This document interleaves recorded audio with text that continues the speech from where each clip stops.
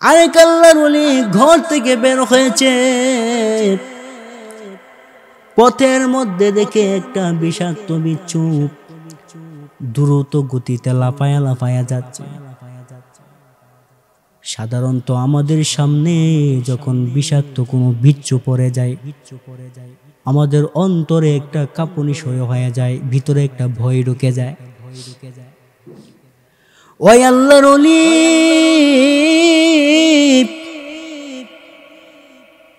এই বিচ্ছুটির পিছু নিয়েছে। আমাকে দেখতে হবে বিচ্ছুটা কত রূপ দূরে যায়, কি উদ্দেশ্য নেওয়া যাচ্ছে, এত হয়রানি এত পেরেশানি হয়ে যাচ্ছে। এই কথা বলে বিষাক্ত বিচ্ছুর পিছু নিয়েছে। বিচ্ছুটা কি করে আমাকে দেখতে হবে। হঠাৎ করে তাকায় দেখে এই বিষাক্ত বিচ্ছুটা নদীর একটা কিনারায় গিয়ে থামায় গেছে, থেমে গেছে, আর সামনে অতিক্রম করতে পারে না। আমার ভাইয়েরা, মহান আল্লাহর কুদরত বোঝা যায় না। বিচ্ছুটা অতিক্রম করতে পারতেছে না, সামনের দিকে আর অগ্রসর হতে পারতেছে না। এবার আল্লাহ রব্বুল আলামিন নদীর গভীর থেকে একখানা কচ্ছপ আল্লাহ রব্বুল আলামিন ওই বিষাক্ত বিচ্ছুর কাছে পাঠাইয়া দিয়েছে। আবার বিষাক্ত বিচ্ছুটা ওই কচ্ছপের উপর আরোহণ করে নদীটা পার হয়েছে। এমনি আল্লাহর ওলি আল্লাহ রব্বুল আলামিনকে ডাক দিয়া বলে, ওগো মালিক, আপনার সাধারণ একটা প্রাণী, এই প্রাণীটাকে আপনি এইভাবে সহযোগিতা করেছেন, এইভাবে সাহায্য করেছেন। আমি যে আপনার পেয়ারা বান্দা, আমি যে আপনার একজন খাস বান্দা, এই বান্দাকে কি আপনি কোনোভাবে সহযোগিতা করতে পারেন না? এই বিশাল বড় নদীটা, এই বিষাক্ত বিচ্ছুটা পার হয়ে যাবে, এর জন্য আপনি একটা কচ্ছপের ব্যবস্থা করে দিয়েছেন, কিন্তু আপনার খাস বান্দা আমি কিভাবে গো এই নদীটা পার হব? এবার আল্লাহ রব্বুল আলামিন উলিকে জানায়া দিয়েছে, আল্লাহর বন্ধুকে জানায়া দিয়েছে, ওগো বন্ধু, আপনার হাতে যে যাই নামাজটা দেখা যায়, এই যাই নামাজটা পানির উপরে বিছায়া দেন। এই যাই নামাজটা পানির উপরে বিছায়া দেওয়ার সঙ্গে সঙ্গে যাই নামাজটা পানির উপর দিয়া অতিক্রম করতে থাকবে, আর আপনি মুহূর্তে নদীটা পার হতে পারবে। মাইয়াহদিহিল্লাহু ফালা মুদিল্লা লাহু ওয়া মাইয়ুদ্লিলহু ফালা হাদিয়া লাহু ونشهد أن لا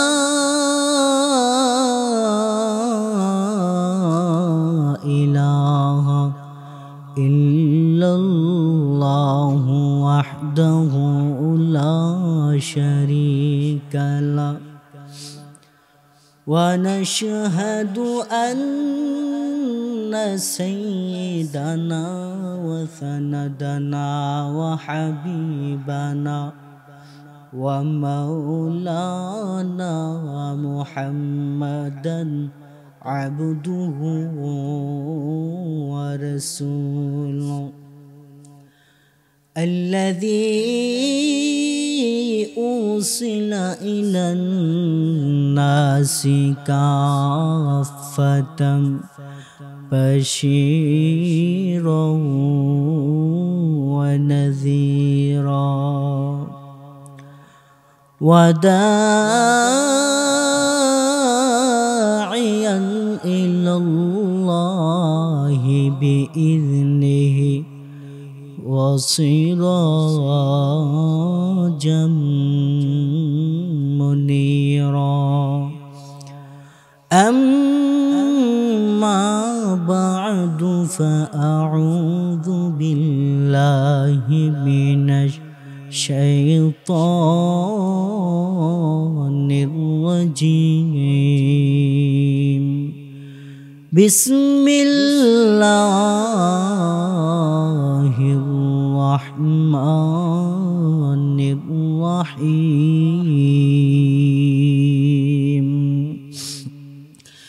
يا أيها الذين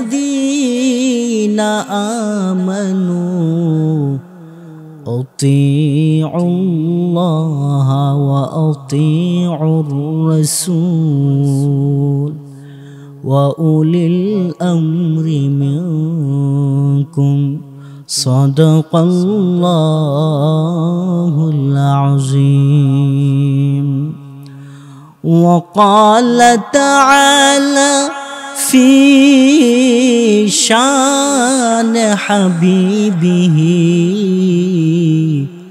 ومحبوبه ومعشوقه مخبرا وآمرا إن الله وملائكته يصلون على النبي يا أيها الذين آمنوا صلوا عليه وسلموا تسليما بلغ العلا بكماله كشف الدجى بجماله حسنت جميع خصاله صلوا عليه وآله لا إله إلا الله لا إله ما شاء الله محبتكم لا إله لا إله إلا الله لا إله إلا الله لا إله إلا الله لا إله ما شاء الله محبتي بول ما شاء الله لا إله إلا الله لا إله إلا الله لا إله لا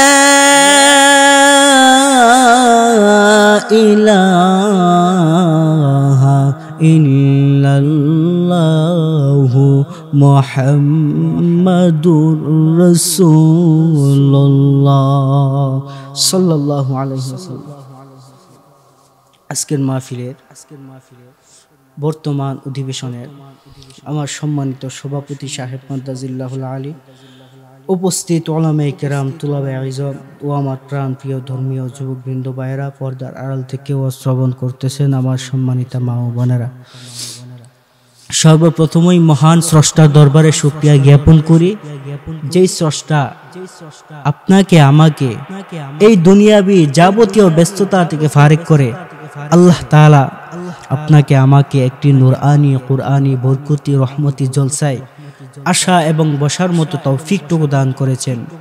আরো শুকরিয়া আদায় করি যে স্রষ্টা আপনাকে আমাকে আখিরি জামানার নবীর উম্মত হিসাবে এই দুনিয়ার বুকে প্রেরণ করছেন।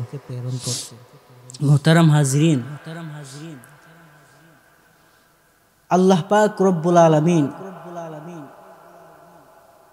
যুগে যুগে নবী রাসূলগণ পাঠাইছে। নবী রাসূলগণদের মাধ্যমে বান্দা বান্দিকে সঠিক পথ দেখাইয়া দিয়েছে। বান্দা বান্দি কোন রাস্তা কোন পথ অবলম্বন করলে বান্দা বান্দি সফলতা অর্জন করতে পারবে। সেই জন্য আল্লাহ পাক রব্বুল আলামিন যুগে যুগে নবী রাসূলগণ পাঠাইছে এবং তাদের মাধ্যমে আল্লাহ তাআলা বান্দা বান্দিকে সঠিক পথ সঠিক রাস্তা দেখায় দিছে। এই সঠিক পথের যাত্রী যারা হতে পেরেছে এবং যারা হতে পারবে তাদের জন্য এর প্রতিদান স্বরূপ আল্লাহ পাক রব্বুল আলামিন পরকালে জান্নাত নামক নিয়ামতের ব্যবস্থা করে রাখছে। এই জন্য এই দুনিয়াতে যেসব বান্দা বান্দি আল্লাহ পাক রব্বুল আলামিনের কোরআন অনুযায়ী জীবন যাপন করবে এবং নবীজির হাদিস অনুযায়ী জীবন যাপন করবে, তাদের জন্য আল্লাহ পাক রব্বুল আলামিন এই কাল এবং পরকাল উভয় কালে আল্লাহ তাআলা শান্তির ব্যবস্থা করে রাখছে। যারা দুনিয়া থেকে চলে গেছে, আমাদের নবী রাসূলগণ, আমাদের সাহাবায়ে কেরামগণ, আইম্মায়ে মুজতাহিদিনগণ, সলফে সালেহিনগণ, তাবে তাবেঈনগণ, তারা সব সময় সদা সর্বদাই সর্ব অবস্থায় কিভাবে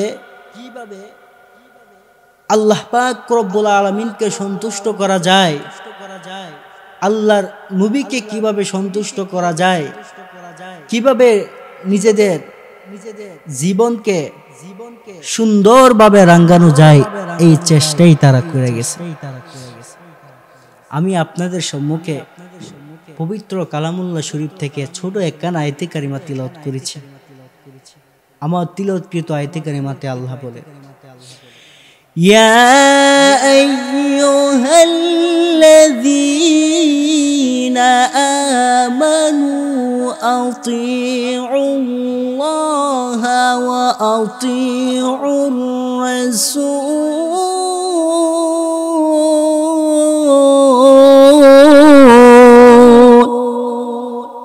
আল্লাহ পাক রব্বুল আলামিন বলেন, হে বিশ্বাসীগণ, হে ঈমানদার বান্দা বান্দীগণ, আতিউল্লাহ, তোমরা আমি আল্লাহ তাআলাকে অনুসরণ করো, আমি আল্লাহ তাআলার ইত্তেবা করো, ওয়া আতিউর রাসূল, এবং আমি তোমাদের কাছে যে নবী প্রেরণ করেছিলাম ওই নবীর অনুসরণ করো, ওয়া উলিল আমরি মিনকুম, এবং তোমরা আমার বন্ধুদের অনুসরণ করো, আমার বন্ধুদের ইত্তেবা করো। আল্লাহ তাআলার বন্ধু কারা? কোন সমস্ত লোক আল্লাহ তাআলার বন্ধু হিসাবে গণ্য হয়েছে এবং হতে পারবে? আল্লাহ পাক রব্বুল আলামিন সে কথাও অন্য অন্য আয়াতে কারিমার মাধ্যমে আল্লাহ তাআলা জানিয়ে দিয়েছে। সম্মানিত হাজিরিন, এখানে তিনটা সাবজেক্ট, তিনটা বিষয় নিয়ে আলোচনা করেছে। প্রথম নম্বর হলো আল্লাহ তাআলা বান্দাবান্দিকে, ইমানদার বান্দাবান্দিকে নির্দেশ দিয়েছে আল্লাহ তাআলার ইত্তেবা করার জন্য, আল্লাহ তাআলার অনুসরণ করার জন্য। দ্বিতীয় নম্বর আল্লাহ তাআলা বলছে নবীজির অনুসরণ করার জন্য, নবীজির ইত্তেবা করার জন্য। তৃতীয় নম্বর আল্লাহ তাআলা বলেছেন আল্লাহ তাআলার বন্ধু অর্থাৎ ওলিদের অনুসরণ করার জন্য, তাদের ইত্তেবা করার জন্য। এখন আসুন আল্লাহ তাআলার বন্ধু কারা, তাদের সম্পর্কে আমরা একটু জানার চেষ্টা করি। কেন আল্লাহ তাআলা ওলিদেরকে এবং আল্লাহ তাআলার বন্ধুদেরকে অনুসরণ করার কথা বলছে? সম্মানিত উপস্থিতি, ওলি এই শব্দটি এক বচন, এর বহু বচন শব্দ হলো আউলিয়া। এই শব্দের আবিধানিক অর্থ হলো বন্ধু অথবা দুস্থ অথবা অভিভাবক। এগুলি হলো ওলি শব্দের এবং আউলিয়া শব্দের আবিধানিক অর্থ। শরীয়তের পরিভাষায় বলা হয় যে বান্দাবান্দির মধ্যে দুইটা গুণ থাকবে, ওই বান্দাবান্দি হলেন আল্লাহ তাআলার ওলি। এক নম্বর হলো ঈমান। ঈমান নামক দৌলত যে বান্দাবান্দির ভিতরে থাকবে সে আল্লাহর ওলি। দুই নম্বরে তাকওয়া। তাকওয়া নামক দৌলত থাকতে হবে। এই দুইটা গুণ যেই বান্দাবান্দির ভিতরে থাকবে ওই বান্দাবান্দি আল্লাহ তাআলার ওলি। সুতরাং তোমরা আল্লাহ তাআলার ওলিদের ইত্তেবা করো, অনুসরণ করো। আল্লাহ তাআলার ওলিদের ইত্তেবা অনুসরণ করলে আমাদের ফায়দা কি, আমাদের লাভ কি? আল্লাহ পাক রব্বুল আলামিন এর প্রতিদান স্বরূপ আমাদের জন্য কিছু রেখে দিয়েছে পরকালে। আল্লাহ তাআলার ওলিদের অনুসরণ করতে হবে, তাদের ইত্তেবা করতে হবে। আল্লাহ তাআলা আয়াতের মাধ্যমে জানাই দিয়েছে। আল্লাহ তাআলা অন্য আয়াতে বলেন, আলা ইন্না আউলিয়া আল্লাহ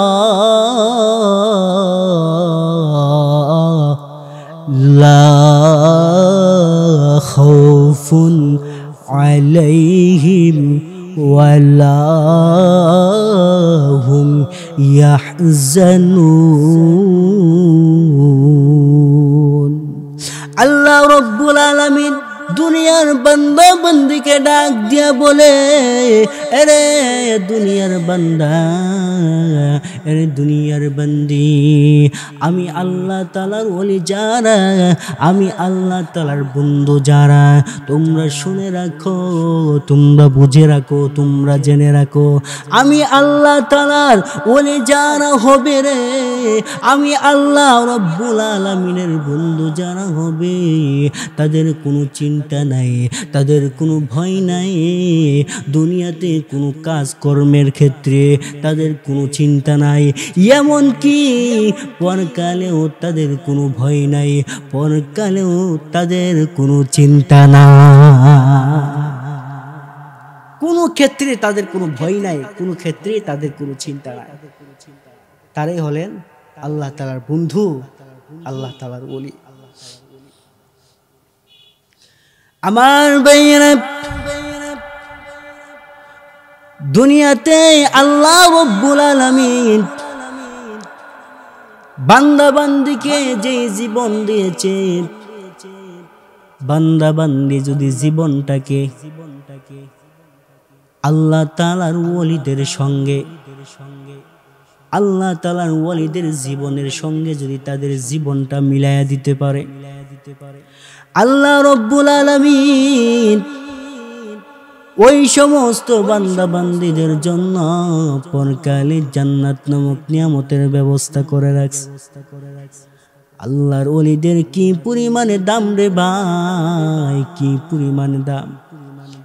যদি আপনাদের সম্মুখে যদি কয়েকটা ঘটনা উল্লেখ করা হয়, ওলিদের যদি কয়েকটা ঘটনা উল্লেখ করা হয়, তাহলে বুঝতে পারো। একজন আল্লাহর ওলি শীতের মৌসুমে ঘর থেকে বের হয়েছে, একদিকে শীতের মৌসুম, আরেকদিকে আবার বৃষ্টি পড়তেছে, রাস্তাঘাটের অবস্থা খুবই খারাপ। ওই আল্লাহর ওলি রাস্তা দিয়ে হেঁটে যায়, পাশ দিয়ে একজন যুবক, একজন যুবতী, তাদের সম্পর্ক হলো স্বামী স্ত্রীর সম্পর্ক। হঠাৎ করে আল্লাহর ওলি হোঁচট খাইয়া জমিনে পড়ে গেছে, কাদা চিকরাইয়া গিয়া ওই যুবতীর গায়ের কাপড়ে পড়ছে। এবার যুবক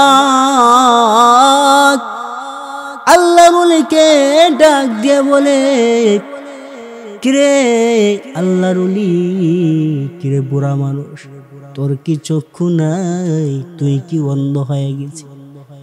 আমার স্ত্রীর কাপড়টা খারাপ হয়ে গেছে, আমার স্ত্রীর কাপড়টা নষ্ট করে দিলি রে, তোর কি চক্ষু নাই? তুই কি অন্ধ হয়ে গেছিস? এই কথা বলার সঙ্গে সঙ্গে আল্লাহর ওলির গালের মধ্যে থাপ্পড় বসায় দিছে। আল্লাহর ওলি কোনো প্রতিবাদ করে নাই, কোনো জবাব দেয় নাই। আল্লাহর ওলি হেঁটে হেঁটে সামনের দিকে অগ্রসর হতে লাগলো। ওইদিকে একজন দুধ বিক্রেতা চিন্তা করতেছে, আজকে অনেক ঠান্ডার দিন, অনেক শীতের মৌসুম, ঠান্ডা পড়তেছে, আবার বৃষ্টিও পড়তেছে। ওই দুধ বিক্রেতা নিয়ত করেছে, আমি আজকে একজনকে এক পেয়ালা দুধ পান করাইব। এবার মুরব্বী লোকটাকে, ওই আল্লাহওয়ালা লোকটাকে ডেকে নিয়া ওই লোকটার দোকানের মধ্যে বসাইছে। এবার আল্লাহর ওলিকে ডাক দিয়া বলে, আরে ভাই, আমি আজকে নিয়ত করেছি, আজকে শীতের মৌসুমে একদিকে ঠান্ডা পড়তেছে, আরেক দিকে বৃষ্টি পড়তেছে, আমি তোমাকে এক পেয়ালা দুধ পান করাইতে চাই। আল্লাহর ওলিকে এক পেয়ালা দুধ পান করাইছে। এবার আল্লাহর ওলি আল্লাহকে ডাক দিয়া বলে, কিরে মালিক, যেই আল্লাহ আমাকে একদিকে থাপ্পড় খাওয়াইছে আর একদিকে দুধ পান করাইছে, তিনি তো আমার আল্লাহ।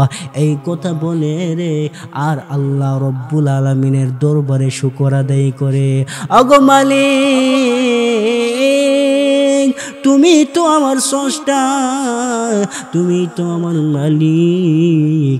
একদিকে মানুষে আমার সঙ্গে খারাপ আচরণ করে, দুর্ব্যবহার করে, আরেকদিকে মানুষে আমার সঙ্গে ভালো ব্যবহার করে। ওইদিকে ওই যুবক,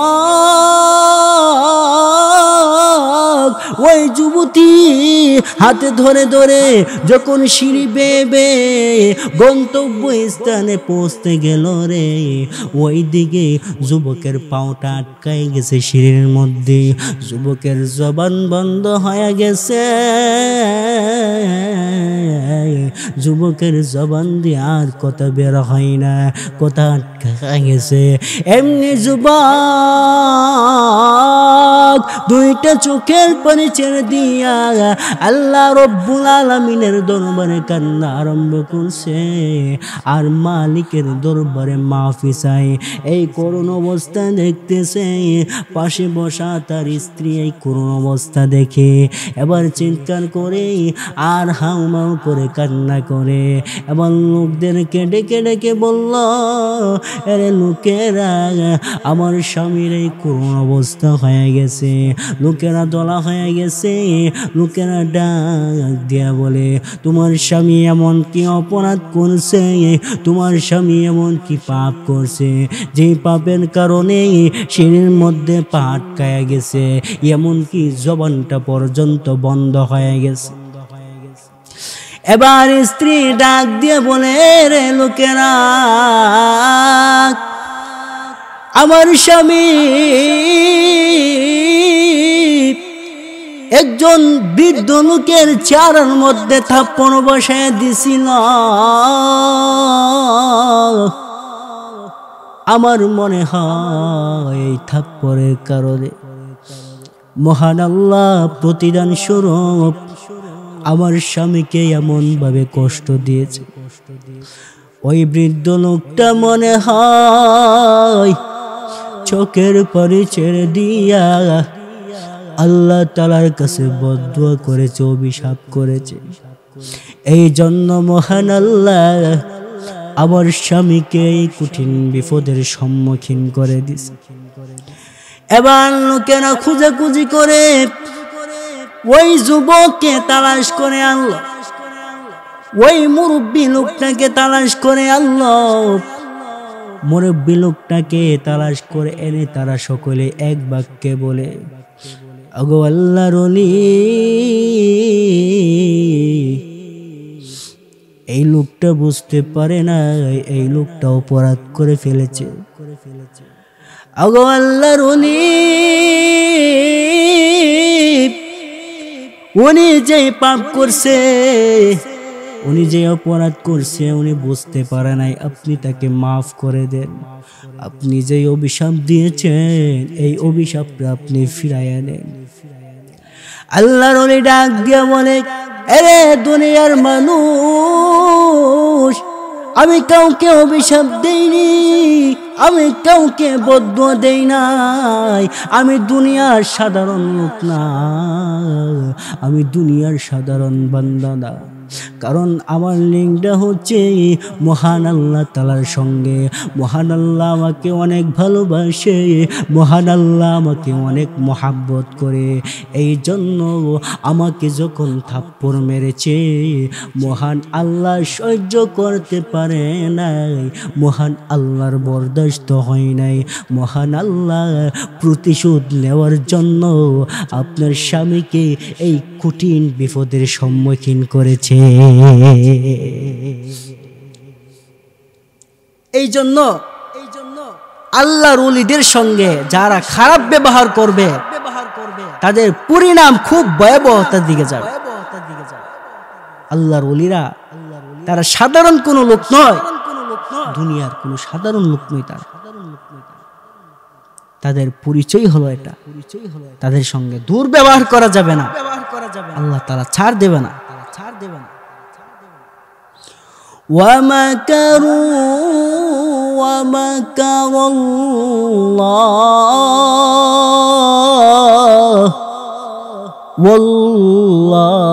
ওয়াল্লাহু খায়রুল মাকিরিন। ও বান্দা, আমি আল্লাহ তাআলা হইতে উত্তম কৌশলকারী আর কে আছে বলো?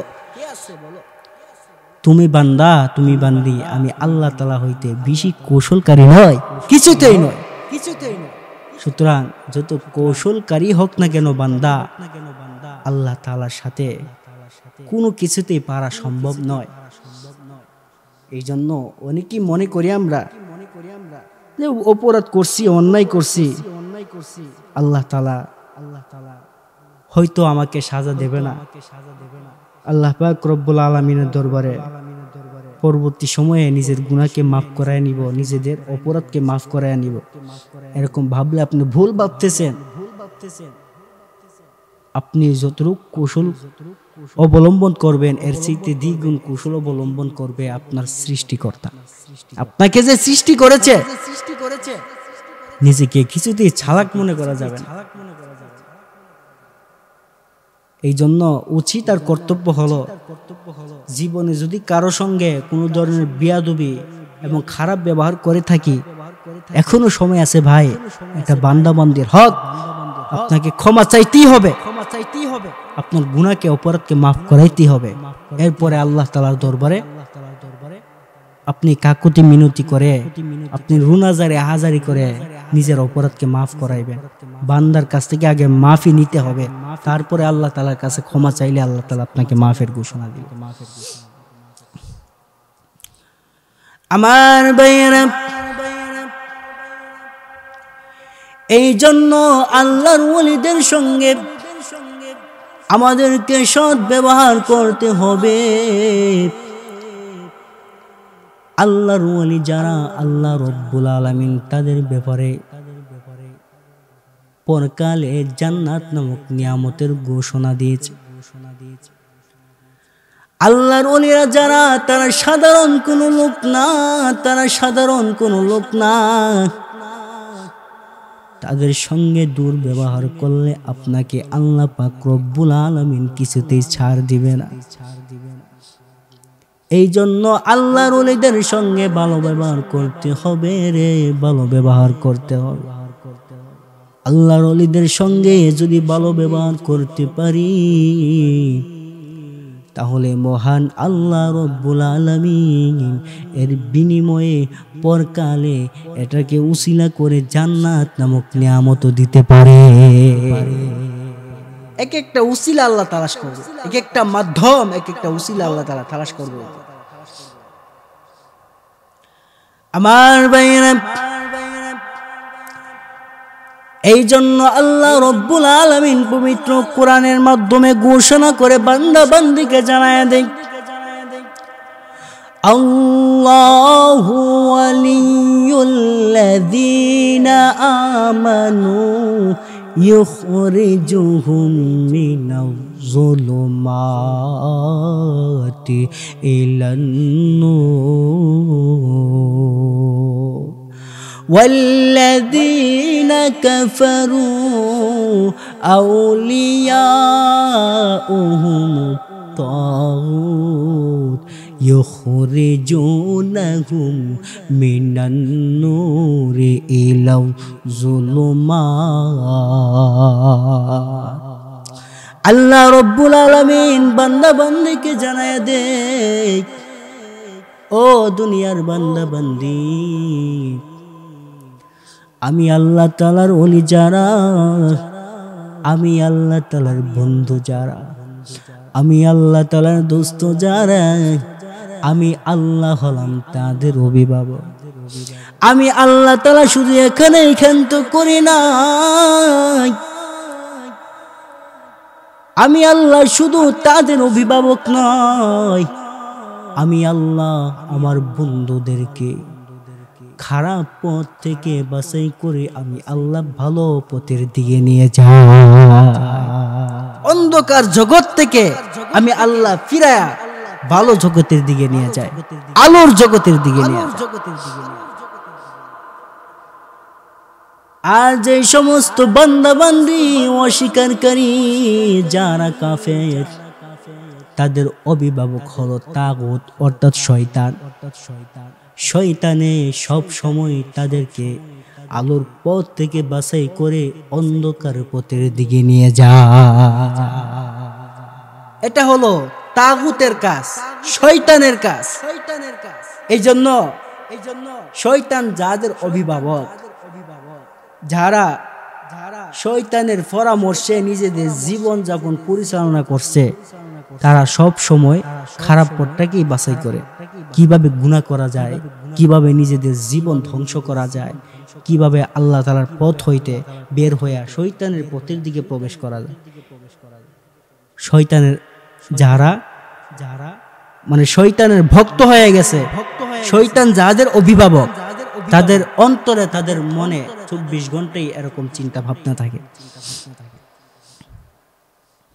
এই জন্য নিজেদের জীবনকে যদি সঠিকভাবে পরিচালিত করতে চায়, তাহলে প্রথম নম্বরে আল্লাহ তাআলাকে অনুসরণ করতে হবে।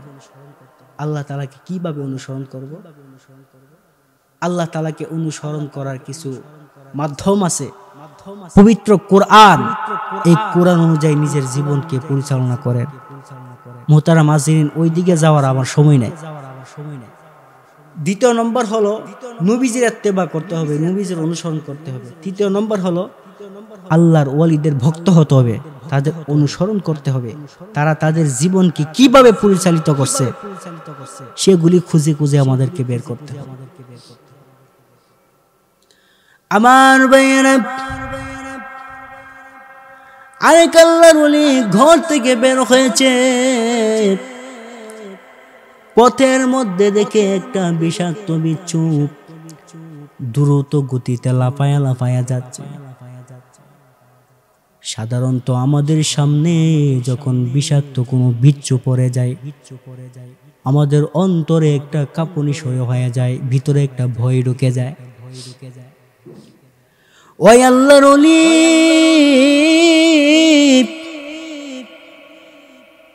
এই বিচ্ছুটির পিছু নিয়েছে।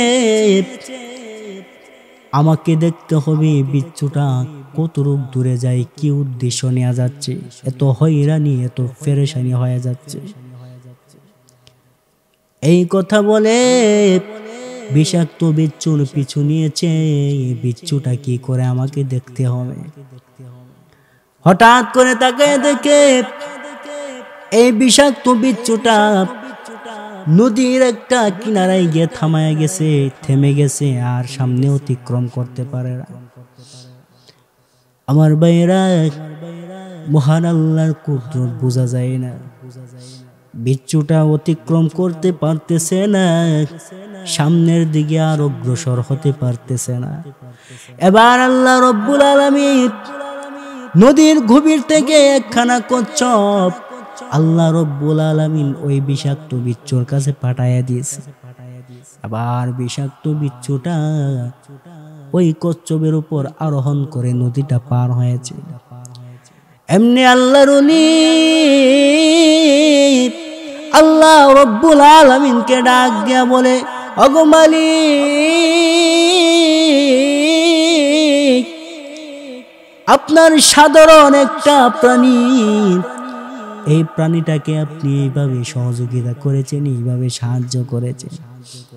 আমি যে আপনার পেয়ারা বান্দা, আমি যে আপনার একজন খাস বান্দা, এই বান্দাকে কি আপনি কোনোভাবে সহযোগিতা করতে পারেন না?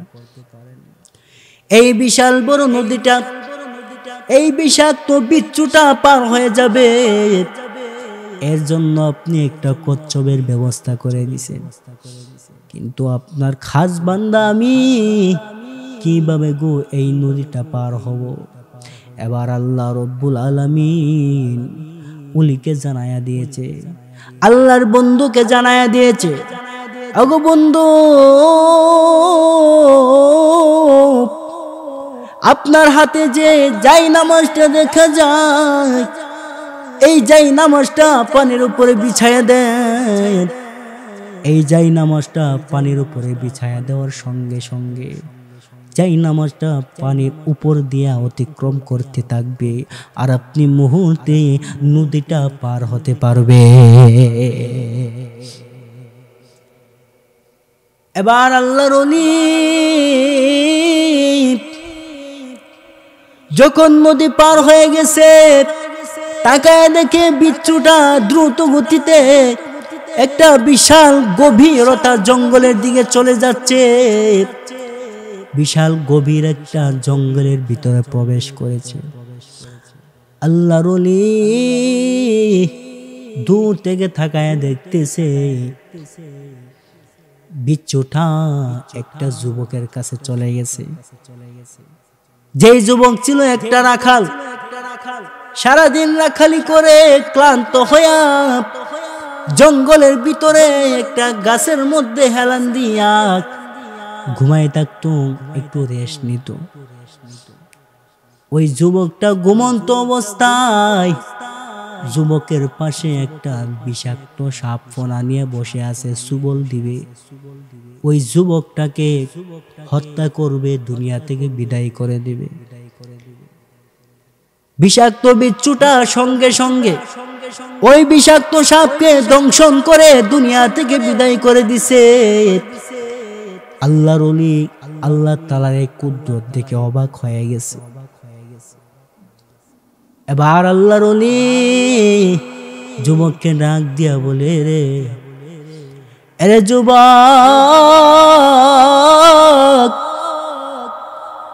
এতক্ষণ তোমার সঙ্গে কি ঘটে গেছে তুমি কি বলতে পারোনি? তুমি কি বলতে পারোনি? যুবকে ঘুম ভেঙ্গে অবাক হয়ে তাকায়া দেখলো বিষাক্ত একটা বিচ্ছু তার সামনে, পাশে আল্লাহর একজন ওলি দাঁড়ায় আছে। এবার যুবককে ডাক দিয়া বলল, আরে যুবক, তুমি এত অল্প বয়সে যুবক অবস্থায় কিভাবে আল্লাহ রাব্বুল আলামিনের পক্ষ হইতে কিভাবে তুমি নৈকট্য হাসিল করেছো আমার একটু জানতে হবে। তোমাকে একটা সাপের কামড় হইতে বাঁচানোর জন্য আল্লাহ রাব্বুল আলামিন একটা বিচ্ছু পাঠায়া ওই সাপটাকে ধ্বংসন করে তোমাকে মৃত্যুর হাত থেকে আল্লাহ রেহাই দিয়েছে।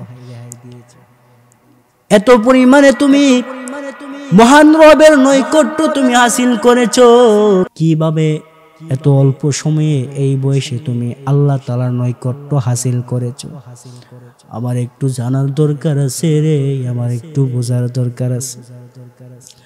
এবার যুবক ডাক দিয়া বলে, ও আল্লাহর ওলি,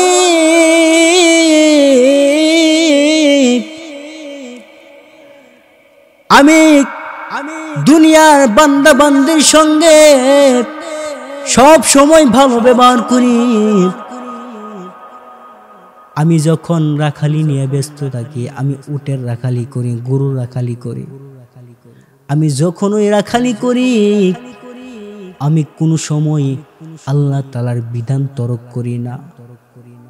মুয়াজ্জিন যখন নামাজের দিকে আহ্বান করে, আমি যখন যেই অবস্থায় থাকি সেই অবস্থায় আমি আল্লাহ তাআলার জন্য নামাজ কায়েম করি। আমি আল্লাহ তাআলার জন্য ইবাদত পালন করি। আমি যখন ঘর থেকে বের হয়ে যাই আল্লাহ তাআলার জিম্মায় হয়ে যাওয়ার জন্য আমি একটা দোয়া পাঠ করি, বিসমিল্লাহি তাওয়াক্কালতু আলাল্লাহ লা হাওলা ওয়ালা কুওয়াতা ইল্লা বিল্লাহিল আলিয়্যিল আযীম। ওই যুবক আল্লাহর ওলিকে ডাক দিয়া বলে, কি গো আল্লাহর ওলি,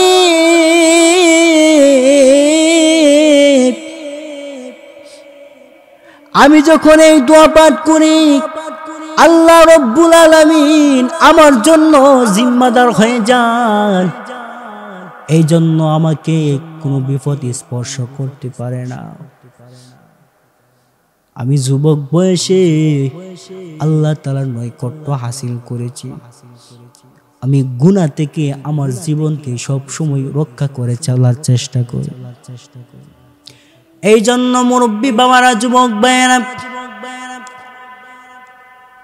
যৌবনকালে যদি আপনার আমার জীবনকে যদি পরিচালনা না করতে পারে সঠিক পথে, এই যৌবনকালে যদি মারা যায় তখন আল্লাহ তাআলার সঙ্গে আমাদের যখন মুলাকাত হয়ে যাবে মহান রবের দরবারে কি জবাব দিব, কি হিসাব দিব। এই জন্য যুবক ভাই, ও মুরব্বী বাবা, এখন থেকে আমাদেরকে ইচ্ছা করতে হবে, আমাদেরকে আলাদা করতে হবে, এখন থেকে নিজের জীবনকে সঠিক পথে আমি পরিচালনা করব। এখন থেকে ইচ্ছা করতে হবে আমি আমার জীবনকে সঠিক পথেই পরিচালনা করব। আমার আল্লাহর ওলি হতে হবে, আল্লাহর বন্ধু আমাকে বলতে হবে।